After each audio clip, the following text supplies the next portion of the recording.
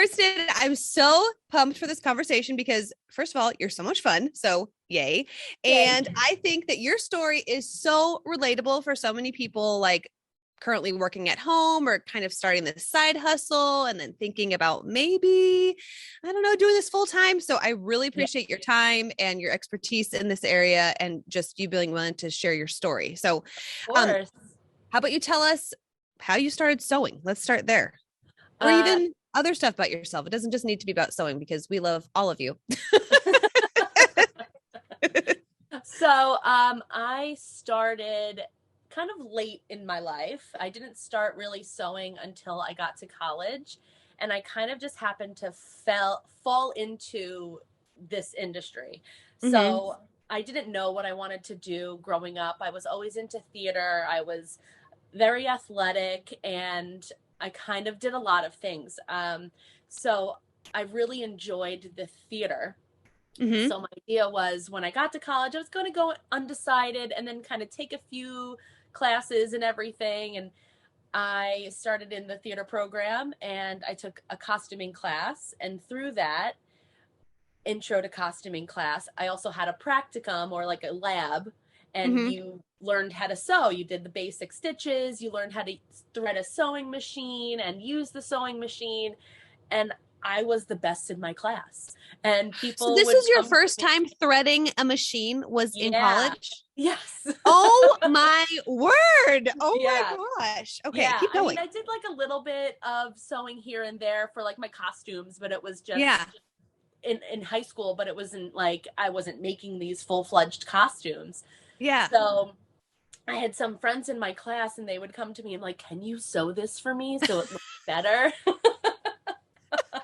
I'm like, no, you can do it yourself, but yeah, sure, I'll help. So then after that, after I took that, we would take practicums in the departments where we had our labs. So Mm-hmm. that next semester, I worked in the costume shop. I was doing like little piecework, hand sewing here and there, and then they would give me a little bit of bigger projects to work on, and so on and so forth. Just easy stuff. And then I would work backstage doing the crew for one of the shows that we would be working on. And then at the end of the semester, the costume shop supervisor comes to me and says, I'm going to hire you next semester to work in the costume shop because you're great. So, Oh my goodness. yeah. So I That kind of is like so cool. just dove right in and really got into it. I designed shows, not only for the school year, but for a summer stock theater, like a professional theater that Yeah. was affiliated with my college. And it was amazing. It was amazing. So Oh that's my, how I so started. so when you went to school, were you a vocalist? Were you a dancer? Like what was your favorite part about being on the stage before you realized that you were meant to I be the mean, seamstress of the crew? so I did dance growing up. I did tap and Okay. jazz and all of that. Mm-hmm. So, I mean, I wouldn't per se say that I was great at acting, but Mm-hmm. I had a I, very I would beg to differ because I've seen your reels. So we all know what well, you you can know, do. taking the acting classes in school helped. um, but I loved being on stage. I loved being a part of a community that we Mm-hmm. all had our own specific fields, but then all came Yeah. together as one. So I really Yeah. liked that. And uh, I, I guess costuming was, if I wasn't going to act, because the musical theater program at the school at my college was very big, and Mm. the kids that were in the program were amazing. Yeah. So So it's I really knew that I competitive. couldn't be a musical theater major, and I didn't Mm-hmm. want to do just acting. So and I loved working with my hands. So I was like, oh yeah, I'll do costuming. I'll sew. Wow. That Yeah. is so cool how it found you. Like that Yeah. is Yeah. so cool. And same Oh thing my with goodness. with Bridal, like falling into and finding Bridal. It's Yeah. just like how everything kind of lined up, and Yeah. I haven't looked back. So, So when you left college, did you work? Okay, so you need to tell the Santa story. Oh, well, Yes. that's not till Okay. I'm cutting ahead. Okay. Because that is amazing. And of course, I was thinking of you on Thanksgiving. Yes. Yes. But okay, so when you left college, did you get like a sewing job right away? Did you work in costuming? Was that your first like career path out of So school?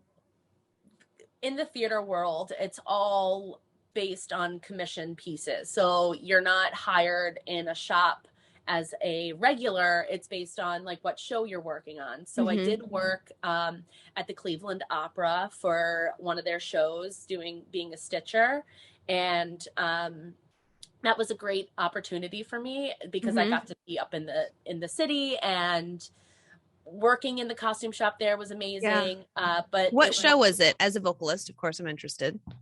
I don't remember.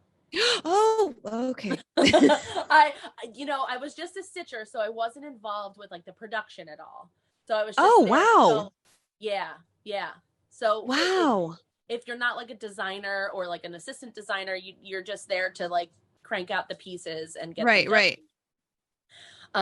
But so that was only a part-time gig for a certain amount of weeks, so I needed to find something else. And once I graduated college, my mom was looking online, like, oh, I gotta find her a job. And she's like, thanks, Mom. Thanks, Mom. Appreciate it. So my mom kind of helped me this way. Yeah. So she sent me this link to apply for a job in the alterations department at David's Bridal. Okay. And that's kind of where I found and fell in love with Bridal, was there. Wow. Yeah. What a cool. So how long were you at David's? So there, I was there. So my life is crazy. So I lived, I went to school in Ohio, and my apartment I had until August. So I worked and I graduated in December. So I worked from December or January, once I got back from home, from the holidays, January to August, really. And then I moved home, and then I worked at the Manhattan location of David's Bridal for a few months, and then it was slow season. Okay. So, and they do like layoffs, and so you don't go as much. So seasonal. Yeah. So I was there for only a few months, and after that I did a lot of different jobs. I was in the city, I was on the island, I worked for a local theater here, and then I found myself back in theater, working for a costume shop in Manhattan, working for, this is where the Santa story comes. So working for doing Broadway shows. I did Motown, Cinderella. I worked on the Macy's Day Santa Claus costume, and he was really fun. He came in one day, and I was like, I've always been afraid of like meeting Santa, and like, so don't judge me. I've never met any of them. So I'm like,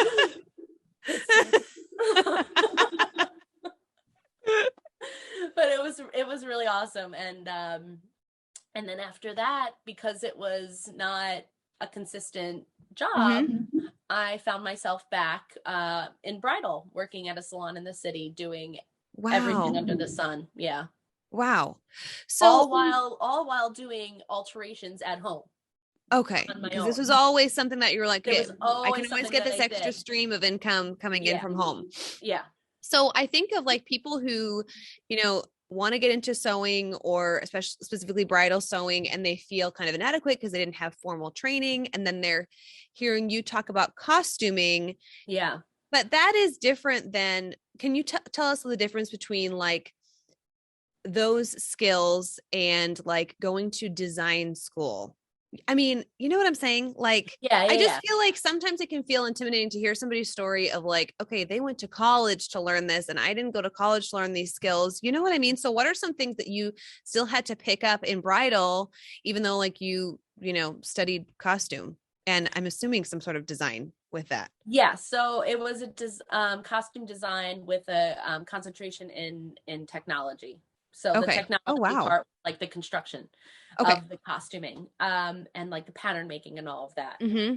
So with costuming, I feel like they kind of go hand in hand in a way, because you have to be able to take apart a costume or Yeah. something someone's worn before and make it fit someone else, but Okay. still Yeah. keeping all of the integrity of the outfit, but also saving it for someone that's 10 years down the line being going to be able to wear it again. You know what I mean? Yeah. So I think they kind of go hand in hand, but where I think they differ is the different types of fabrics that we would use. Like with bridal, it's a definitely more delicate fabrics, whereas costuming, you have more of like the heavier pieces. Although there have been some of like more delicate fabrics that I did work with, it wasn't like I had to, make sure that I didn't put a hole in it, Yeah. because I had all of the extra fabric, I could cut the piece again. Right. So, and you're working with like drapery as opposed to like tulle. So yeah, exactly. So I think that's where they kind of differ, and finding the skill set to work on the more delicate fabrics was something that I had to. Yeah. And that's okay, because it's all I'm still learning. It's Right. still a learning process where you know how to do something, and then you get something that's similar but different, and you're like, okay, how do I go about fixing this? And that's what I always hear. Yeah. It's like people, even no matter how skilled they are, it's like once they get into bridal sewing, there's always going to be something new that we need to learn. And even just, I had a different style dress, like last month that I was like, okay, how do you just have to look at it a little differently. Yeah. Figure it out still. So you had all this experience with like costume work, and then you're working at David's Bridal. And then when did you first think, because I really want to hear your story of like how you chose to leave your job, like your full-time job, and then, start your own business, which is really, really exciting. So when did those like ideas start coming in your head, and anything specific like lead you to that decision? Or yes. So absolutely. I told you my life is interesting. So always leading up to me actually starting this business, my husband, who was my boyfriend, I've been with for like over 10 years, he has always told me, why don't you just do this full time? You could totally do this full time. Like, why don't you pursue this? I'm like, I'm not going to be, I don't know. And he is like the Wolf of Main Street. His office is on Main Street. So he literally, like the Wolf of Wall Street, he's the Wolf of Main Street. He knows everything. He's the mayor. Like, he knows everyone. So he's always pushing me and promoting me, and people see his posts and they trust him, so they will trust me. So he kind of what a connected husband. So he's how'd you guys meet? Different clubs. So his grandfather started an insurance business, and back in the day, and my mother started working there almost 30 years ago, like 28 years ago, 30 years ago, when like shortly after she had me, and it was his family's business. So I grew up in that setting, like knowing his family. And after he graduated college, he is older than me. He's 7 years older than me. So once he graduated, he started working at the agency, and I would go in as like a senior in high school and be like, hey, Ryan. And kind of like flirt, and I'm like, okay, no, I'm a little too young for you. Okay. So, that is so cute. Becoming friends on Facebook, and long story short. But the family's connected. That is so cute. Okay, I'm sorry, I got you off track, but I like hearing how'd you meet stories. Okay, so back to the Wolf of Main Street. Yes, the Wolf of Main Street. So he always pushed me to pursue this, and I was always kind of hesitant. I was like, I don't think I'd be able to make enough money. What do I do on the slow season where I don't have anything? What do I do? And everything kind of led up to this summer, where my kids' daycare unexpectedly shut down, and we didn't know what was going to happen. Just this past summer. Yeah, in July. Wow. Yeah, I had a baby the previous August, so I had some paid family leave left. So at that point, my oldest was in school, summer school, he gets like speech and OT and all of that. So then I took my time from, I was going to take my time from my job as my paid family leave to figure out like what to do, because I couldn't leave my kids to not have someone to watch them, and finding other daycare that fits our schedule and our budget was not going to be an easy thing to do, because where we are and where they were, amazing. Like everything was local. She's very flexible with her timing and the days. And I'm like, I'm not going to find that anywhere else. Yeah. So luckily, a couple weeks later, she reopens. But at that point, and so I send them back. But at that point, I was like, you know what? I'm going to just start like figuring this out. I'm going to start trying to promote myself. Because it's almost like you needed that little, like, wait a minute, I can, like, let yourself kind of play with it. And I could do this, you know? And then that's when you start filling in the blanks of like how it's going to work. Oh, this is so cool. Okay. Yeah. I mean, it was always in the back of my head, like, okay, well, how can I make this work? Because I've always done this on the side. People would come to me, but with my schedule and the days and the times that I would have to work with someone or have them come to my house to do the thing, it just didn't make sense to try to take on any more than I was already taking on. Yeah. And the time that I did have at home, I wanted to spend with my family. Yeah. So now that I was on my leave, I was just going to I just started promoting myself, and I was like, you know, it's the start of the really busy bridal season here. Let me see what I can do. And I started my Instagram. Like I literally Instagram, and I made my little logo on Canva, and that's where it all began. And I started researching. I found you, and I was like, oh, this girl is so cool. I got to follow her. I love her already. I don't even know her. And then I cannot believe that. Yeah. That it was this recent. Oh my gosh. And I love this because it does, like, you just need to make it on Canva, and then you just need to make the Instagram and just take the first steps. Yeah. And oh my gosh. So did your first bride come through Instagram, or how did she find you? Who was my first bride this year? No, I think people like even on Facebook, on like the little like like the town groups or whatever, people always are like, because I have friends from high school and middle school that refer me, who have been coming to me for years for like their bridesmaid dresses or even like their moms or prom or whatever. So they would refer me, and I don't know who my first girl was this year. But that first call where you're like, oh my goodness, somebody's, I have a cold call, and it's like, oh, they want me. Yeah. I'm like, oh, you found me on Instagram?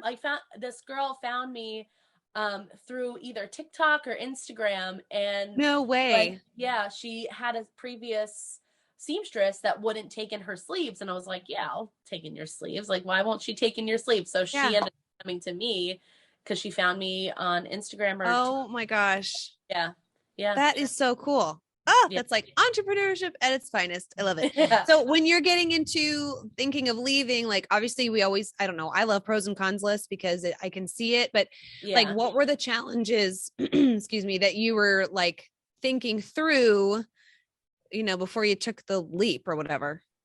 It was the consistency and the pay. You know, that was like the biggest thing for me, because obviously I have my home expenses, and then I have kids, and then I have my own expenses. So and like having that consistent paycheck come every week from a full-time job was nice. But then once I did see that, like, what I could make by myself, I was just like, this is way more than what I ever got in like a month. It was like crazy. Oh my word. Yeah. That's for a later conversation off the record that we can talk more about too, because I'd like to hear more about that. But that, because I totally, like, even when I was teaching, and, you know, matching like a teacher's salary is like, and at the time when I left, I was like part-time teaching. So it was very easy to match that salary. But even then it was like, okay, that fear of like, you have to come up with your own money. Right. You know I mean? It's like, I'm responsible for paying myself. And that's scary too. I'm like, all right, am I Yeah. old enough to do this now? Like, am I For responsible real. enough to do this? Yes, yes, yes. Yeah. So, but it sounds like too, like you had such a great support system in your husband. Like that is, Yeah. I mean, that is totally a game changer. If you didn't have that, and having somebody who's like constantly telling you, like, yes, do it, you're awesome. Like those Yeah. constant He's reminders like are my so social important. media manager too. He'll be like, KG Alts didn't post in like 2 days, so better get on to it. Oh, he and Like, Duran, they would get okay, let along me make just a reel fine. real quick. Yes. Sometimes I'm like, okay, Duran, it's mine. Like, Yeah. I got it. Thank you. Yeah. But at least he cares. So whatever. Yes. Yes. Um, Yes. okay. So you mentioned briefly like the money, but what other upgrades or blessings or things that you're like, this is what I was so afraid of, but then once I took the leap, like, oh, this is what made it so worth it, even more than I was imagining. Yeah. My time. I spent a Oh, lot yeah. of time traveling to my job Mm-hmm. and spending a lot of time at that location where, it would be like almost 10, 12 hours out of my day because I'd be working overtime.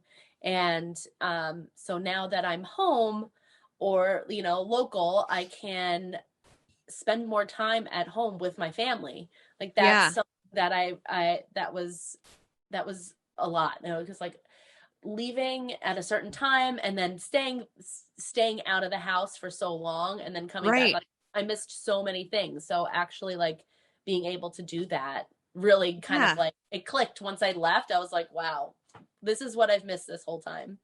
Wow. Yeah. Because I wanted to ask you, like, were there any challenges having to work from home? Like, okay, I wasn't expecting this, but I love that initially, like, your first response was like, yeah, I love being home. This is awesome. But Yeah. like, what were there any transitions that were like weird or hard about, being home or working from home or? I don't think so. I mean, Mhm. I'm a homebody. I like Yeah, being, me too. I like staying home. Like if I like wearing, my sweats, and although I do like to dress up, like I feel like it's important like to get ready, even if you Yeah. are working at home, like get ready for Yeah. your day. Um, but for me, I think sometimes it's a little hard to focus because I'm like, okay, maybe I should clean this and then I should clean that. And then Right. Yeah. all the projects happen. But Mm-hmm. I try not to let that happen. I try to like look at my calendar and see what I need to get done and then Yeah. know what I have to get done. Like I will look weeks in advance and know what I have and plan out my days accordingly. Like, okay, well, Yeah. this day I can work on this person, and this person, or I could do, I'll grocery shop here, I'll do that. Like it's Right. all a kind of like balancing act Yeah. with the home and work. Yeah. Right, right, right, right. And I think there is that sense you need to have kind of that self-discipline because Yeah. when I first left teaching, I didn't realize how much I needed a schedule until I didn't have one. And I was like, I can't Yeah. wait to work from home. And then all of a sudden I was like, oh my gosh, I need somebody to tell me what to do. And then I Yeah. was like, oh, that's me. Like, okay, I had to like come up with, so my first few months, I really had to have a written schedule, like almost like a Yeah. child. So it's like, this is when I do this. This is when I do this. Otherwise, it's like I had all this free time and I had no idea where to start. It was like super overwhelming for me. So I love how you mentioned planning ahead and looking weeks ahead and then Yeah. prioritizing. So you're not like, tootling around and then Yeah.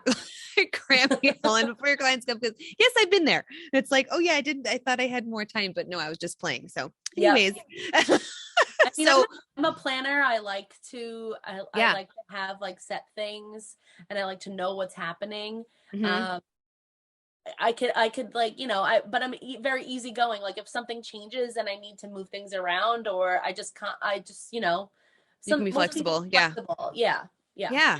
Yeah. So what is your like, I know 10 years is a long time, but like, what's like your 5-year goal? We can start there. I mean, I would love to grow to the point where I can find a space outside of my house. Yeah. Although working outside of the house will come with its own challenges. Mm-hmm. Because then I'm out of the house again. But my kids are in daycare and school, Right. so it's Yeah. not like they're here and I'm watching them and sewing at the same time. Mm-hmm. But there's a lot more responsibility that comes with that, Yeah. rent, utilities, like everything that comes along with having a separate space. So that that might be a goal for me. Yeah. I'm thinking that I would love to, I would love to grow and keep Oh, expanding yeah. and, go from there. Yeah. And I think at that point, it will feel natural. Like, okay, you're at your max where you are. And then Right. if you want to grow more, you will need to get out of the house Absolutely. just for the sake of even like having more space or wanting to like drive home with that. Leave work and drive away. Yes. You know what I mean? Yeah. Not just So lock that the is door behind me downstairs. Yeah. Yes. Do you think that you'd want to do any type of like designing your own dresses, like with your costume background? Does that sound appealing, or are you in love with just alterations? I love taking things apart and putting them back together. Like that's something that I love to do. And I'm the builder here. Like I'm the one that builds. If we get like a piece of furniture, I'm the one that builds it. Like I put everything together. I'm like, don't touch it. I got it. It's like a puzzle. Yes. Yeah. I love that. So designing, I mean, I have, for me, I can't visually like come up with new and interesting ideas. But if someone comes to me and it was like, help me figure out what to do, that's when my mind goes like that. Oh, like, yes. Yeah. Oh my gosh. Start to think exactly. of like things. Yeah. Because I had this summer, I had a grandmother of the bride come in. She's like, oh, you should make your own dresses. And I was like, I don't think I'd want to. And she's like, oh, but you should. And I'm like, no, I literally don't even know how to come up with something new. What I'd probably do is like make a second dress of one that I already have like hanging up in here. But when I have brides who come with like their grandmother's dress and then they have like a photo what they want it to look like, I'm like, okay, give me a picture and we can make it happen. But I'm not going to like design some. I think that is like supernatural if you can just come up with something new like that. So another thing that we are so similar in. Yes. I wish you lived closer, Nadine. We could hang out. I know. And then we could write our own musical. Yeah. We still can. Yes, we can. Okay. So, because I'm thinking of people who are listening and they're like, oh my goodness, I am like on the same page as this girl. Like I want to do this too, but all these things. So like, what would you tell the listener who is thinking of even just starting the side hustle? Or the listener who is kind of at that side hustle and then they're ready to take the leap to go full time. Like, I know you've already shared a lot, but what is like a final piece that you'd want to leave with them? Just do it. I know it's scary and it's nerve wracking. And if you don't know what you're doing, just do it. You have the skills in order to do what you need to do, and the business stuff will come along with it. I'm not a business type person, so that's why I find people like you or Melissa and talk to you guys about it, or here that could help me too.